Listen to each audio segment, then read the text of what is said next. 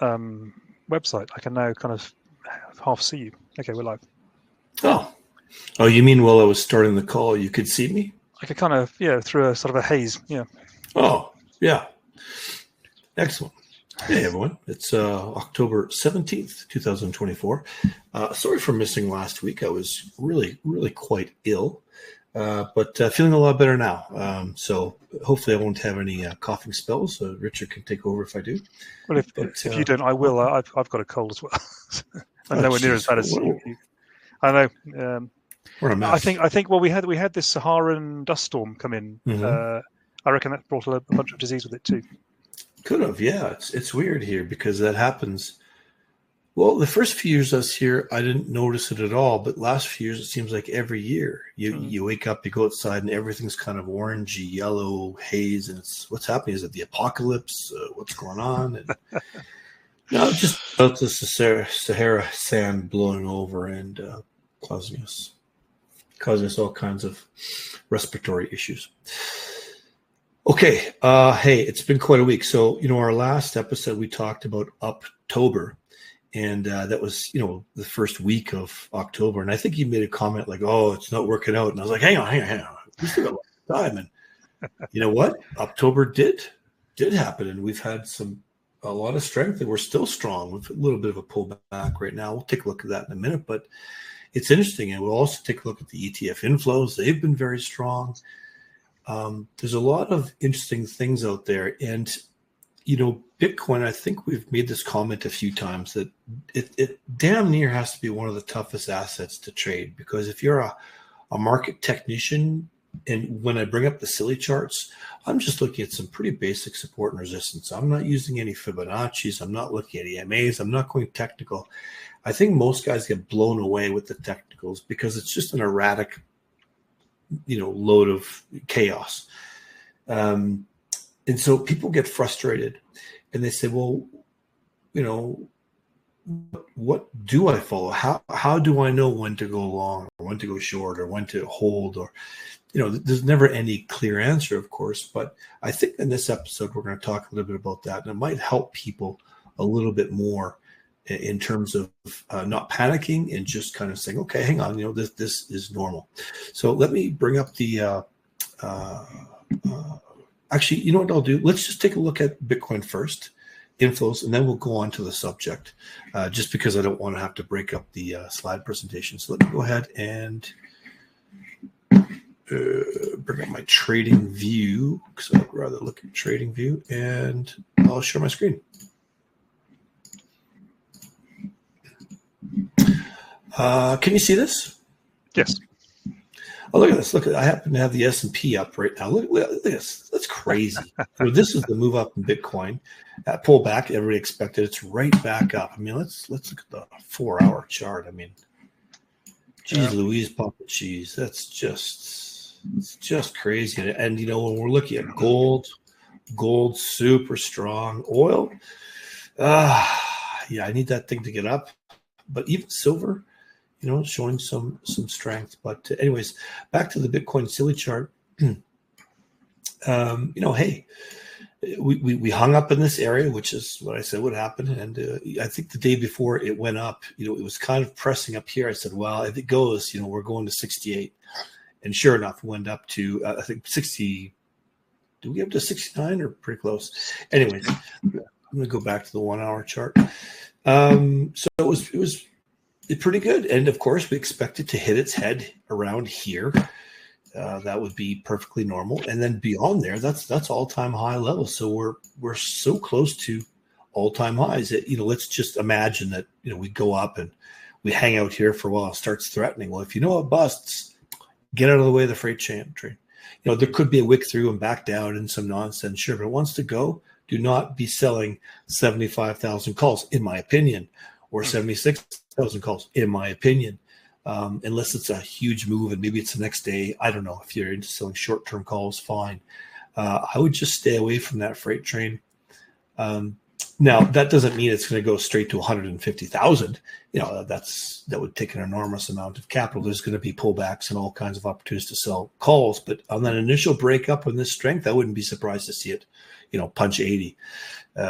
that then maybe starts, stepping in and looking to sell. But it is only 6% above all-time highs. It's not like a huge step. Yeah, that's very, very true. Just quickly look at the ETF inflows. This was the big day up that we had. It was almost 9,000 Bitcoin. The next day was strong. Yesterday was strong. It's the 16th here. Some pretty heavy and look green across the board, except for Grayscale, but that's normal. Big chunks going into BlackRock. Yeah. That does beg the question in my mind whether some of that is the pent-up shares that they bought from the funds to prevent outflows earlier. In my little conspiracy theory mind, Yeah. And we did see Grayscale have some inflow days too. That's unusual, right? Yeah, it is a little bit unusual. But I think that I have a feeling. I mean, we had a big spike, a wick up yesterday, didn't we? Well, yesterday or the day before, I forget now. Day before, yeah. Day before yesterday, and that caused my vol books to take a small hit in vols. But I wonder whether somebody was caught shorting something like the ETFs or being forced to liquidate in some way. Because it just felt it could have been a fat finger, or or could have been a forced liquidation on Wall Street, right? Because it happened in Wall Street hours and near the beginning of the market and all that.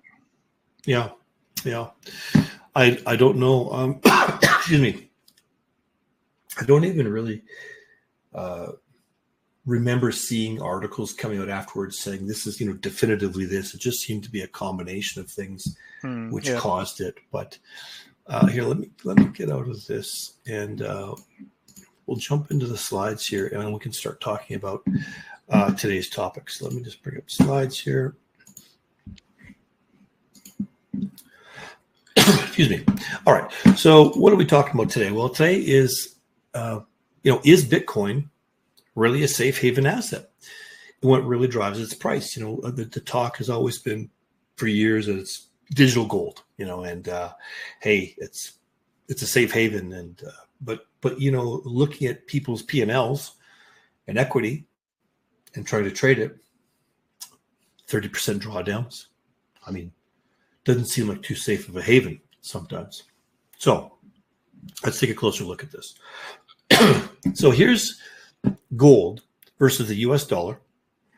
And this is a few weeks back on that the imminent Iran attack on Israel. So it hadn't happened yet, but we were signaled that it was going to happen. And look what happened. Bitcoin down, gold strong. So Bitcoin is behaving like a risk asset. And if it really was digital gold, we'd expect its price to rise. Maybe not every time on a geopolitical event, but most geopolitical events or turmoil. Okay, so that's kind of interesting. But what if we look back in the past and say, okay, well, on that same, so this is the same day as this, when there's this imminent attack going to happen. Here's the S&P. Okay, that's normal. We'd expect the S&P to get a bit of a beat down. Hey, there's going to be a war. That's always kind of the knee jerk. Okay, fine. Last October, early October, there was that attack against Israel. What happened? Well, here's gold. Here's Bitcoin. Again, this is a total risk asset. There's nothing safe haven-y about this. So if we do want to find some correlation, look at this. The NASDAQ 100, which is a very tech-heavy index, very, very tech-heavy. And Bitcoin almost, it's got a very, very strong correlation. All right. So it's behaving like a speculative risk asset. Now, if we take a look a little bit deeper, there's a guy over at Bitcoin Magazine, Vivek. He pointed out in an article that Bitcoin is an expression of the government's expansionist monetary policy, and its price follows global liquidity. And here's the XBT, the token, the Bitcoin token, the Bitcoin price ETF. Yeah, and this is when we're talking about global liquidity here. We're talking about the M2 money supply, and when we compare it to all these other assets, we've got Bitcoin, got the S&P, VT, gold, we've got all these other measures over a 12-month period, Bitcoin is following that global liquidity 83% of the time. So it's not a perfect correlation, but it's pretty damn close. There's always going to be, differences. There's always going to be, this time it's a little bit different because of this, or maybe there's liquidity issues in Bitcoin and it does something you don't expect it to. Fine, but a lot of people seem to think that global liquidity is set to soar, to absolutely take off. And that could really lead to a very serious potential bull run in Bitcoin. And I would have to agree. Now, the one thing I didn't put in this slide presentation that we've talked about before is FX outflows from China. And we've talked about that before. Every time there's big outflows, boom, Bitcoin took a big move up. And I kind of wish I had the time to put something together to maybe do a comparison of when those outflows are happening from China. But I think that sort of sets the stage for people where I was saying earlier, it's bloody hard to trade. And, oh, my God, it's down 20%. Is it going to go down to another 20%? And at least this kind of gives you something to follow, something to put a rule of thumb on. And that global liquidity makes a lot of sense. And also the not really being true digital gold is a really valid point, because that argument is always made. So I don't know, let's sort of explore that a little bit, the digital gold side, and then maybe following the global liquidity. I mean, what you're kind of saying is that Bitcoin does behave like gold in the sense that it tracks essentially inflation, but it has big pullbacks on risk, which gold does not. Gold has rallies on risk. Big pullbacks, yeah. It's an interesting question, actually, as to whether you'd make more money. And I say more money because money is always being devalued, but whether you'd make more money by a leveraged play on gold as opposed to a less leveraged play on Bitcoin. That'd be an interesting analysis to do. Of course, you wouldn't make any more spending power. You would just preserve spending power. It's all in the end is a zero-sum game in terms of purchasing power, right? I remember in my younger years when I started to learn about the markets in the 1990s, and I had a mentor or two, and then I started working at brokerages. There was always people who I came across who were gold bugs, who were always, oh, gold, it's going to be the savior. And man, for decades, those people had to eat crow, and they would leverage themselves. They would, a lot of them were futures traders. And, it did have its spikes. It did have its moments, but it never returned what they were expected to return. There's a lot of different reasons for that. Right. But now, are you saying it's different? Well, international settlements stopped happening in gold for a long time, and they started happening in dollars. So dollars became more immediately valued. They had more utility value than a bar of gold to everyone in the world. Even the Russians, right? Even during the Cold War. But now the US has sort of demonstrated its inability to handle its affairs to such a degree, and it's also demonstrated that it will steal other nations' assets for right or wrong reasons is irrelevant. And so the US is no longer seen as a safe banker for the world's currency, which means people are now willing to consider other means of settlement. So, by people, I mean everyone from governments to oil companies to individuals. So individuals tend to still transact in dollar-denominated assets such as USDT if they're not going to use dollars. So they're still driving demand for dollars for now. But if you're going to do an oil deal between China and Saudi, for example, and you're China, you don't really want to be having to go and buy dollars to buy your oil. So you're going to offer renminbi to Saudi Arabia. Why would they accept it? Because you're going to offer to invest in infrastructure, and you're going to offer to give them naval support to support their oil industry, because the US has stopped doing that. And does Saudi really trust China to manage money? Not really. So they're going to make up the difference in gold, aren't they? Right? So gold is sort of coming back as a settlement medium. What's old is new again. Yeah. And I think the argument I hear a lot from Bitcoin files Don't get me wrong, that's not pejorative. I think there's a great value for Bitcoin. Is that Bitcoin is a better settlement currency than gold because you don't have to move it in a ship. And I argue that that's fine, but no central bank on earth is ever going to accept Bitcoin as their primary source of backing for their currency, ever. Right? That's ridiculous. The reason for that is that, I mean, oil is bad enough in terms of causing conflict. Access to gold mines is bad enough in terms of causing conflict. You make the global currency reserve Bitcoin, you're going to have ultra conflict over who gets to mine it, and therefore who gets to control the network. And that infrastructure is way too easy to attack. So can't happen. I think that if we're ever at a point where talking about the reserve currency and being something digital, I think that we'll have evolved past Bitcoin at that point. Yeah, in my opinion. I think it has to be something difficult to get that's physical and woe betide whatever poor bastard is living on top of that thing. So anyone who's ever lived on top of oil or gold, knows all about colonialism or invasion or whatever you want to call it, right? Business with strangers. You don't want to be anywhere near the thing that's backing the global reserve currency. They're coming to get you. That's why we're so happy living here in Andorra, because Andorra has nothing. Nothing, absolutely nothing. It's got two roads and some mountains, and nobody needs it, so we're pretty safe. And the shape of the mountains around my valley is a natural nuclear blast shield. So there you go. Yes. Well, hunker down for a long nuclear winter. All right. Okay. It'll be great, right? Yeah. It'll have a lot of board games and just read a few books. Who gets to be eaten competitions? Yeah. So global liquidity, the expectation that there's going to be more liquidity just flooding into the market. Do you agree with that? I kind of do, certainly around the election, but I do wonder. There's a hidden war going on, in my view, between the US and China, and Russia is involved too.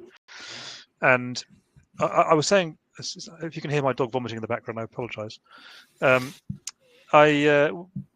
was looking at Russian bond yields recently, and I think I was talking with you about it, or another friend, and Russian bond yields are 16% currently, and that makes it an attractive yield. I mean, the ruble is dog shit. Don't get me wrong, but earning 16% on dog shit, maybe it's not such dog shit, right?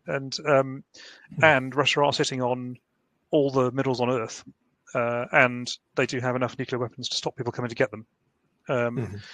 So I wouldn't count Russia as down and out in terms of being an international player right now, in terms of the financial markets.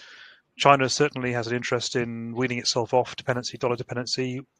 Unfortunately, it still has a massive dependency on American consumerism to maintain its economy and stop its own people rioting and devouring the government. And the US has this problem of massive debt production. And I think it goes one or two ways after the elections, and whether it's a month after the elections or a decade after the elections. But either the nation states go to war to figure out who's going to run the financial world going forward, or they have this sort of entente cordiale where they're basically fighting skirmishes, and they'll be fighting fiscal wars between each other, and that will involve increasing liquidity, decreasing liquidity, rug pulling everybody, and so I think what I see is volatility, to be short. And as traders, that's a good thing. Well, I mean, as long as you're not too heavily leveraged and you keep some powder dry, and you need to understand what your end game currency is going to be, right? Where are you going to have your villa and retire to, and what nationality is the maintenance crew of your boat, because you're going to have to pay them in something. And so you need to figure out kind of who's going to win or who's not going to lose, right? And for me, and gold is a super long-term proxy for that, because that buys me a farm in any country on earth, at any time in history. And Bitcoin is a short-term proxy because it's much more movable and easy to fungible than, but a bit more volatile, right? So happy to keep 90% of my money in gold and 10% in Bitcoin because Bitcoin's easier. Geez, I just had a weird flash of the future of total Armageddon and me having to work on your damn farm or something. Yeah. I don't think it gets that bad. Surf. No one wants that. No, of course not. No. Well, as always, there's interesting times and unexpected events, but I agree with what you're saying. Whether it's kinetic war or this background, as you say, rug pulling financial things, which goes on now anyways to some degree, but whether it accelerates, who knows? I've been reading that the Fed and the Bank of Japan are in constant conspiration to control the price of oil. Mm. There's a great newsletter on X, which I forget, but the guy he has code names for everything, and he calls oil the spice. And watch Dune or something. Yeah, exactly. He controls the spice, controls the world, right? Yeah. And well, I'm still long my oil trade for those people who are following me. I got out of a lot of it on that last spike, but I'd like to have it get up over $80 a barrel. And we're right on the edge of that happening. I did read a couple of articles over the last week or so where Israel signaled to the U.S. that it wouldn't be targeting oil or nuclear, and then they said no, that's not true, and oil was up and down, and who knows? But it's going to be imminent, and they said they're going to attack before the election, so who knows? Okay, interesting. Some nice vol. So I've just seen on the Rage Intel Telegram site that Russian Deputy Foreign Minister has said, "We warn Israel against even thinking about striking Iranian nuclear facilities." So maybe it all kicks off between Israel and Russia, isn't it? I don't think so, but who knows? Hey, we're coming near the end here. Any last comments you want to make, Richard, about this liquidity and Bitcoin price action? I'm really heartened that you came to this conclusion by yourself, and we actually didn't collaborate on this document, and it absolutely mirrors my thoughts on the issue. I've always seen cryptocurrency as just a high beta bet on essentially global liquidity, and as you say, therefore the Nasdaq. I'd have said the S&P, but actually you're right. The Nasdaq's a better proxy because tech nerds in the Nasdaq and tech nerds in Bitcoin, right? So it's the same market. Yeah, cool. So we should probably be doing some kind of long short trade on that rather than just being long everything. Come to think of it, Well, the Nasdaq 100 is a favorite for a lot of traders to trade because it doesn't go crazy, but it has some good volatility. But we'll talk about that another time. There's some comments here. Yes, and I didn't say hello. Andrea, Vladimir, Paul, Cor, a lot of the regulars here. That's great. Yes, thank you. It's good to be back. Feeling better. Vladimir said that what happened yesterday was because news posted information that Trump overcomes Kamala. Yep, that's true. He just seems to be pulling away. So if the Democrats are going to win that, they're going to have to cheat extra hard. So it's going to be very interesting to see what happens. I think Brenko liked your comment about Andorra, your valley being a natural nuclear blast shield. Yeah, good stuff. Right, these are important considerations. Always consider the long tail, right? Yeah, because it's there. You go. You can always recover from short-term volatility events, but you can't recover from the long tail. Yeah, and read the Black Swan. Vladimir also says he's referring to Russia. Soon their bond income will be over 20%. He says he's watching closely what's going on in Russia. That's fascinating, right? That's an interesting play. Yeah. Vladimir says news coming in 5 minutes. We'll see some movement right now. You're not talking about the ECB rate cuts, are you? I don't know what you're talking about there, Vladimir, but I'm not sure. I don't even watch that stuff, that nonsense anymore. I think they're so discredited that I don't care what they say. Yeah. Another question here from Vladimir. How would you suggest to convert front spread with calls, which become really close in the money, and still a lot of time left before expiry?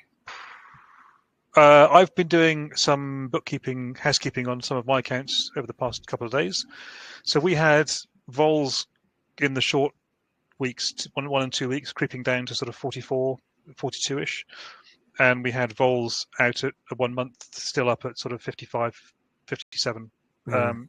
So actually, I just took a decision to make a vol play and buy the short dated and sell the longer dated with a wider strangle, because that just seemed to make sense to me. And that vol cliff in the vol surface is all because of the election, and I'm betting, like I always do, that it's overdone. Yeah. So, and to that point, there's yesterday I made some adjustments on some accounts where I had some in the money calls, and that vol wall November 1 and November 8th was just too tempting to not sell. Yeah. So I moved some there, and if I'm wrong, if we're wrong at 60 vol or 65 vol, like 20 delta strangles on that, fine. I'm happy to roll that. I'll roll 60 vol into 80 vol any day of the week. Yeah, because it's never going to last. And, and I was thinking about it. Well, there could be some things around the election. More so if Trump wins, I expect a lot of violence from leftists. I expect a lot of looting and burning and shit like that. And, there could be, some legal challenges and who knows what they're going to come up with. But I expect that. And that could cause a vol spike, which might put those dates under pressure. But I don't think it would last very long, a week or two, a few days, maybe a month, but then it'll tail off, I think. And now you mentioned that, I think you're absolutely right. The left in the US is actually insane and violent and insane, and definitely will pull something, and actually might even try to kill Trump again. And whether Trump's a good president or not is not the agenda here. I don't. It's not my fight even. I'm not American. But I think if Trump did get shot and killed, then you could expect to see Bitcoin down to 50K. Maybe less, 40. So protecting the long tail on the downside. I know everyone's worried about the big green candle because they're going to print all the money, but actually my guts and my experience tells me no, the risk is always on the downside. So I'm happy to be short calls and long puts. Happy right now. Yeah, and for those people looking to maybe pick up some downside protection, and it's not going to get cheaper. We've had a nice move up, puts are cheap relatively. And now if you're going to buy November 8th, it's a bit more expensive, but maybe by end of November. The skews are all positive for the first time in a month. So if you're going to buy puts and sell calls, now is my view. Now isn't a bad time. Again, not trading advice, not financial advice, but it's always good to, when everybody's going one way, buy the protection on the other side, and you usually live to appreciate it. Vladimir says, as usual, when we're close to breaking level, Bitcoin around 70K right now, it's a good idea to buy puts. Yeah, absolutely. And when things are screaming down, or it's good to buy calls. They're on sale, and a lot of times they'll go out worthlessly, but there is no greater force in finance than mean reversion. Yeah, and I really mean it. Okay, well, we're at the bottom of the hour. Excuse me.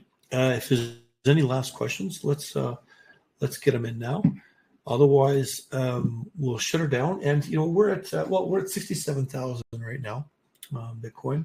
So we're just $1,000 off our highs of yesterday, basically. We're within a stone's throw of those all-time highs, and I wouldn't be surprised at all if Saturday we're at 65 or 66. Have a bit of a pullback, a bit of a rest. Wouldn't surprise me in the least. But it also wouldn't surprise me if we did push up into the 70s and scare the pants off people. By the weekend? No, not a chance. Well, I'm just saying. Well, why not? Why not? Sure. Did you say not a chance? Are you trying to tempt the gods of the market? I'm making my bet with you here. No way. I think we're at 66, 65 and a half by Monday. Well, the pullback is the more probable thing to happen. But sometimes the markets don't care about probability. It's fair, yeah. So after such a move, let's face it, we were at 59,000. We were at $10,000 lower last week. Yeah. that's that's quite a move. So to have it take a rest and maybe have a bit of pullback, perfectly normal.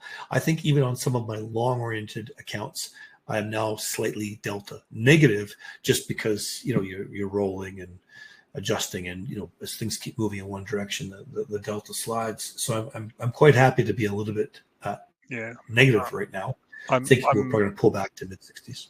Yeah, I'm just working with my prop books to be delta neutral at this stage. I've been delta positive for the past month and a half, and happy to just let me get delta neutral here and let pick up the decay and the vol from here until after the election, I think. Yeah. One last comment here. Vladimir says he's been shorting since 66. Whoa. Okay. Might be a fair move, right? Well, I've got 66,000 short calls happening, and I'm not too worried about them. If I have to adjust them, I have to adjust them. But I like it, just like when it's down in the high 50s, being short puts. It kind of looks scary at the moment, but Bitcoin's going to be Bitcoin. And but but the case in point, right? Because of the vols, if you're short the 66 expiring tomorrow calls. You could roll them now to the 75,000 calls on the 8th of November at a profit. You make a credit. That's amazing. You can pick up like $10,000 worth of strike. Yeah. What a differential. I mean, why the hell wouldn't you, right? Yeah. Screw the theta. Just take the trade. Because with those balls crush, you're gonna just get paid overnight. Excellent. Again, that wasn't a guarantee, by the way. It might happen. That's right. Could happen. Always a risk. All right. Well, I think I think that's it for the comments. So again, thanks everyone for hanging out with us. You can always check us out at roguetrader.academy and check out our live streams and hang out with us each day. But until then, let's see what happens this week. We'll meet again next Thursday, and I got a funny feeling. We're going to be in for some action between now and then. So I'm looking forward to seeing where we're at and discussing our next moves. All right. Catch you later, everyone. Bye.